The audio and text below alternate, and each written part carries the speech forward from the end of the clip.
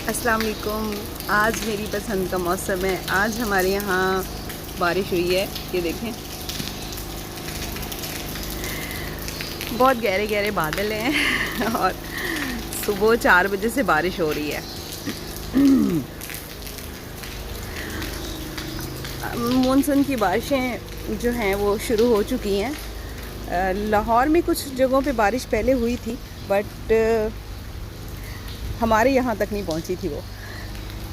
आज ये बारिश हमारे यहाँ भी पहुँच गई है और लिटरली बहुत अच्छा लग रहा है। हाँ, ये है कि हमारी लाइट नहीं आ रही और लेकिन बाहर टेम्परेचर जो है वो 27 हो गया है और बड़ा अच्छा लग रहा है। आई होप कि आपके यहाँ भी बारिश हो रही होगी, क्योंकि अक्सर शहरों में बारिश हो रही है। मुझे नहीं पता आप कहाँ से देख रहे हैं, लेकिन आई होप कि अब ये गर्मी का ज़ोर टूट गया है। आज 27 टेम्परेचर है इस वक्त और बहुत मज़ा आ रहा है। इंजॉय करें। मैं तो सुबह से उठ के बारिश को इंजॉय करी। पता नहीं कुछ लोग अभी जागे होंगे, अभी सो रहे होंगे कुछ लोग, लेकिन अच्छा मौसम है।